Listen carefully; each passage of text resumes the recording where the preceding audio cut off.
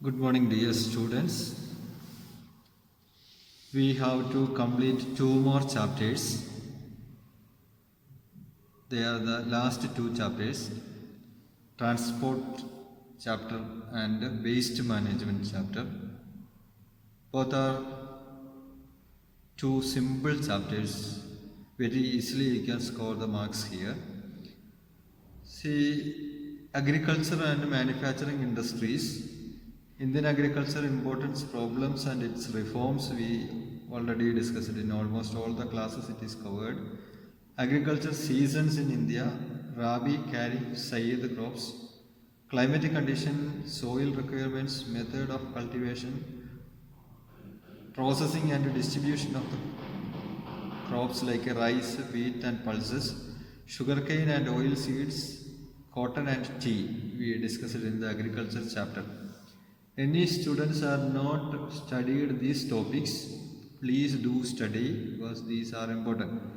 And in the industrial chapter also more or less a little difficult it is. So importance and classification of industries, agro-based industries, sugarcane and textile industries, textile mainly cotton textile, and mineral-based industry, iron and steel industry, Tata Steel, Rourkela, petrochemicals and electronic industries we have to cover up.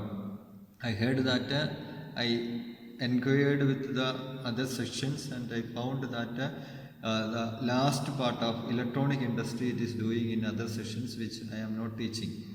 Okay, so almost all the manufacturing industries are covered, so we will continue with the chapter transport. Transport, as I told, it is a simple chapter. It is very simple chapter. One set of question is asking from this side, so you can easily score the marks. So, importance and modes of transport we have to discuss in this chapter.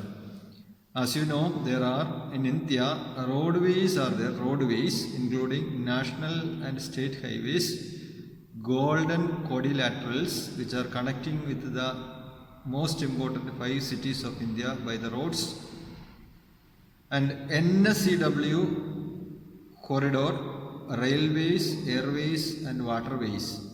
Advantages and disadvantages we will study in this chapter. So mainly based on the roadways we will continue. Roadways. As you know, roadways are the cheapest modes of transportation, cheapest modes of communication and transportation. So, roads, what is its importance? First, already we discussed in some of the classes, section A, C and E classes we discussed. For other sessions we are discussing again this. What is the importance of roadways?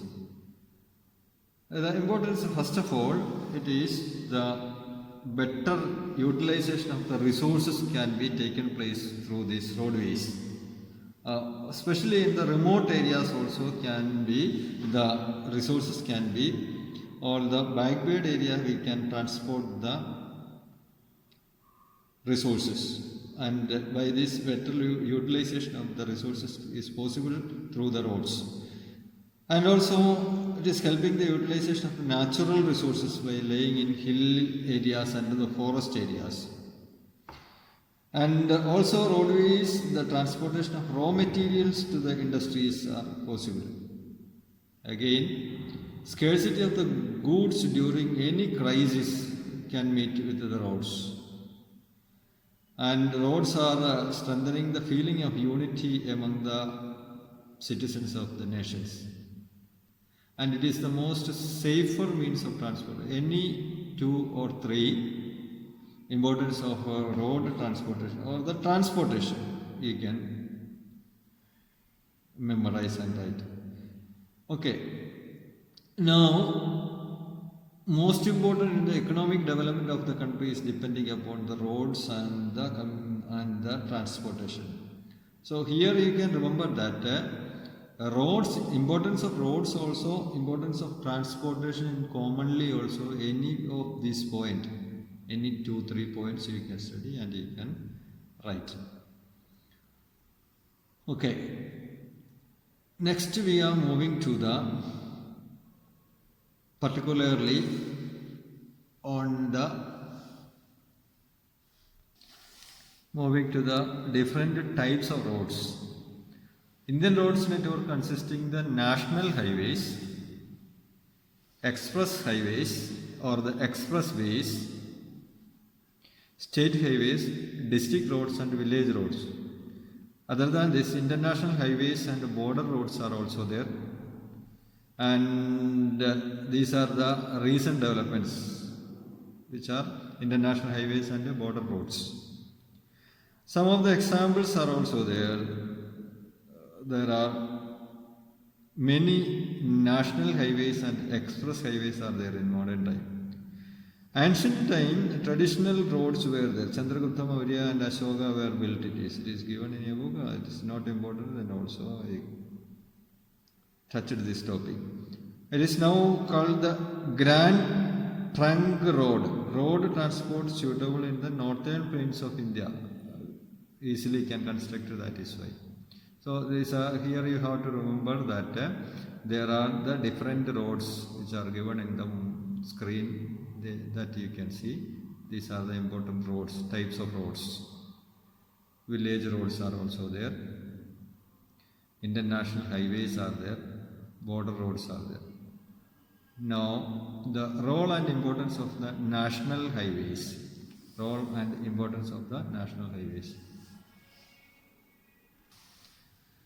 The roads which are constructed and maintained by the central government is known as the national highways. Under the control of central government, that roads are called the national highways.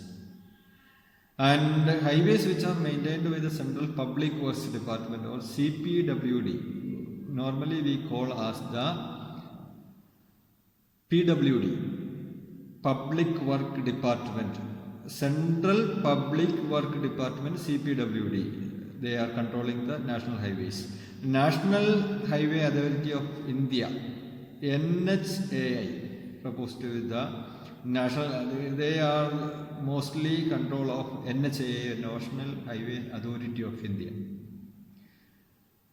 The longest highway, NH is NH7, about 7,770 kilometer lines, Varanasi to Kanyakumari, via Jabalpur, Nagpur and Bangalore is the longest national highway in India.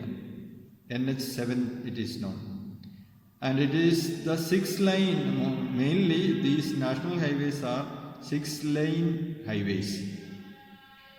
Also many other highways are there, national highways are there, NH47, NH16, NH17 etc. are some of the national highways. You have to remember that national highways are under the control of central government, CPWD, and Authority of India, National Highway Authority of India is upgrading and maintaining and managing these highways.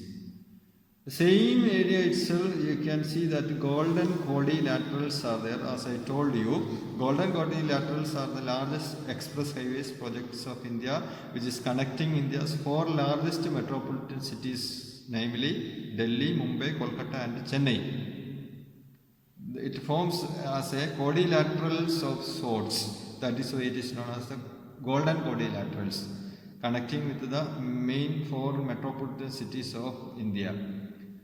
So, golden quadrilaterals are economically very beneficial, connecting many major cities and ports. Not only that, it is an impetus to truck transport. Impetus means fast movements of trucks are possible through these golden quadrilateral roads. And also enabling the growth of all small towns through which it is passing through. That area it is develops. And also providing opportunities for the transport of agriculture produce from the hinterland of major cities and ports of the exports. So, golden quadrilaterals. Now, the express highways. Sorry, before that there are 2 types of roads are there, metal roads and unmetal roads. As you know, that is I am not explaining all. Disadvantages of roads and transport. before that itself, there are few more topics are there. They are express highways. Before the disadvantage, there are some other topics are also there that we will discuss. They are express highway. So question can be raised like this: what is the difference between national highways and express highways? We studied national highways, it is under control of central government. Express highway also under the control of central government only. But in express highway, toll is generally levied on express highway. And not only that, there are separate lines can be there for the cycles and motorcycles, scooters and auto rickshaws. And the speed limit also can be there. In different lanes, different speedy vehicles are moving in express highways. So major express highways of India we can take out. We already studied about the national highways. Now the major express highways. Agra-Lucknow Express Highway, 302 km away. Yamuna Express Highway, 165 km, connecting Noida and Agra. Mumbai-Pune Express Highway, that is to connecting with Mumbai to Pune.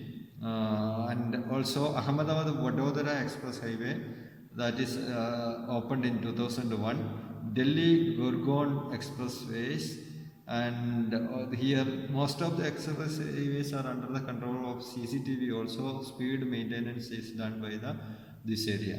Other than that, state highways are under the control of state government and district government, controlling the district roads. Rural villages are connected by the village roads or the rural roads also you can found. Okay, these are the different types of roads. Now, advantages and disadvantages of roads. First of all, disadvantages of the road transport. First of all, irregular roads are there and should not be maintained correctly. So regular vehicular traffic is not suitable some of the roads.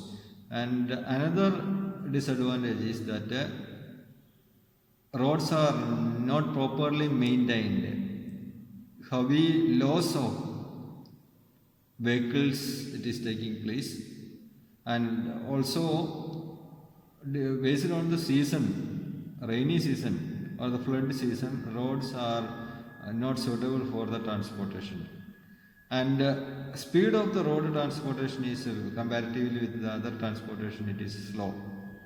Another disadvantage is that road transport is unsuitable for long distance and bulky traffic. These are the disadvantages. Okay, as it is very simple, you can write 3 or 4 points of disadvantages.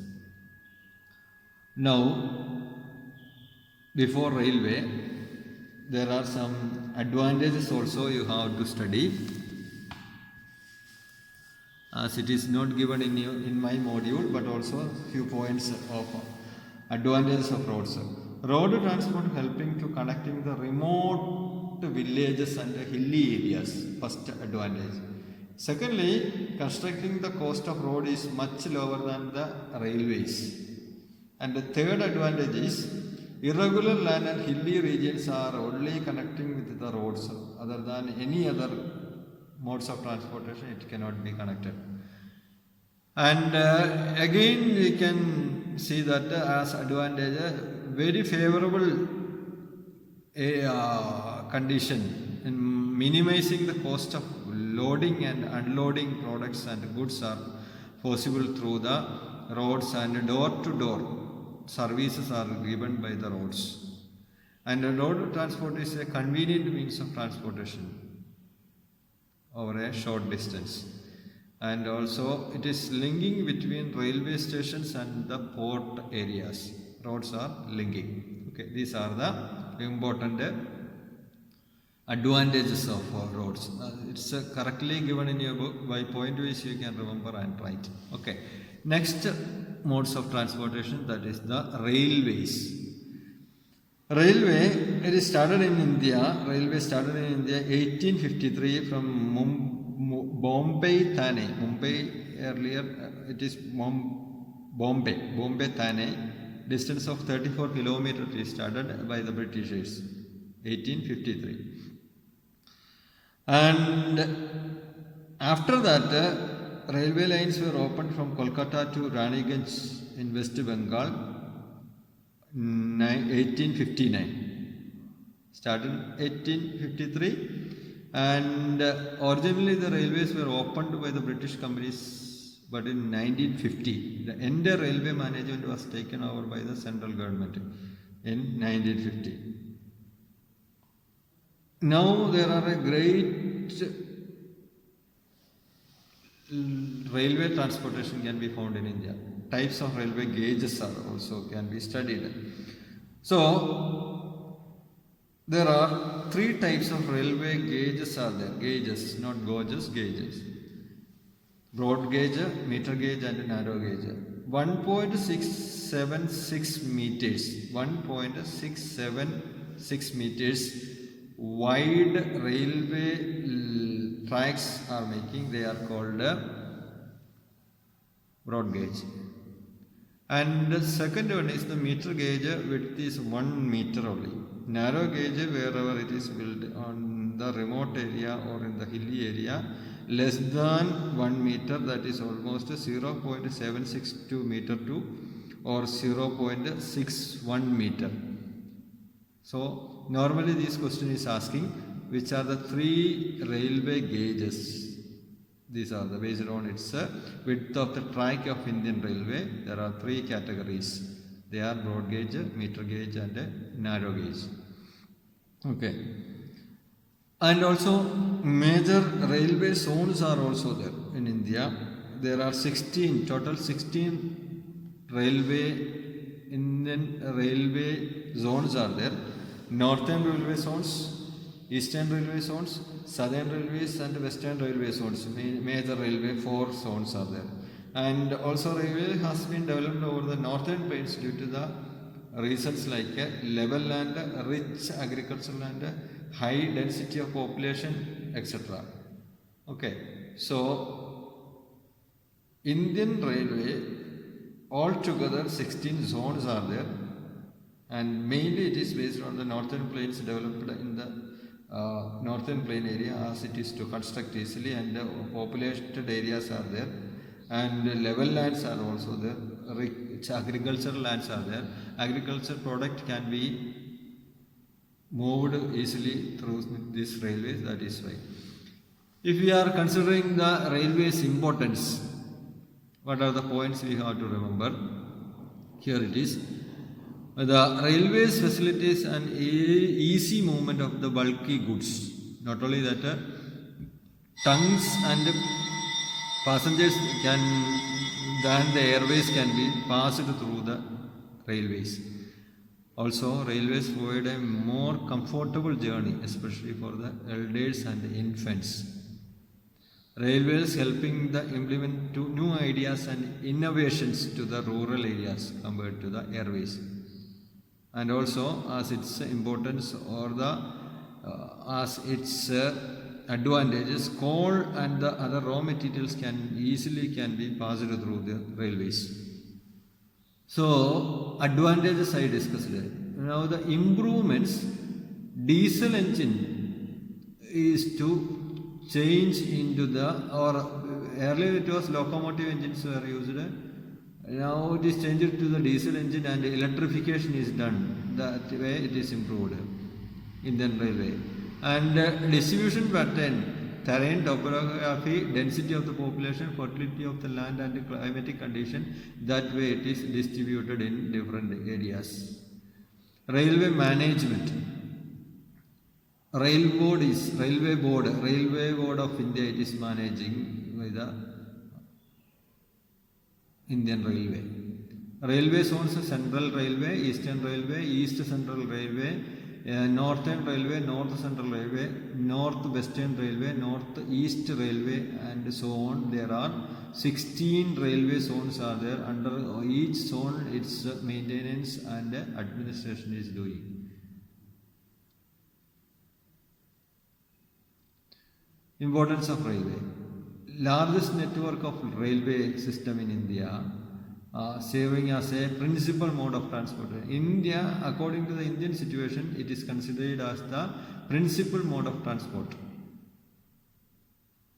and uniting the people from one corner to the another area, as it is importance. And cheapest mode of transportation and connecting the hinterland to the seaport, importance and advantages, play an important role in the process of economic development. These same points you can write as your short notes. Also, promote integration within the state also. These are the importance. Again, helping in agriculture development. Some of the points I prepared for you. Safeguarding the country's sovereignty, the ultimate power. Improves the economy. Help to set up many industry by connecting railways. Important in the metro cities. And the fastest movement of passengers, it is possible through the railways.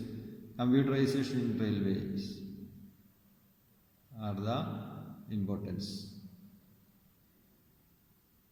Now, disadvantages of Indian Railway. It is journeys sometimes are very long and tiring, especially when we compare with the air journey. And trains cannot cross sea and ocean, another disadvantages. And rail transportation is not providing door-to-door service. Tough competition with the road transport, facing tremendous pressure on traffic with the increasing population by urbanization, unsafe due to the poor maintenance.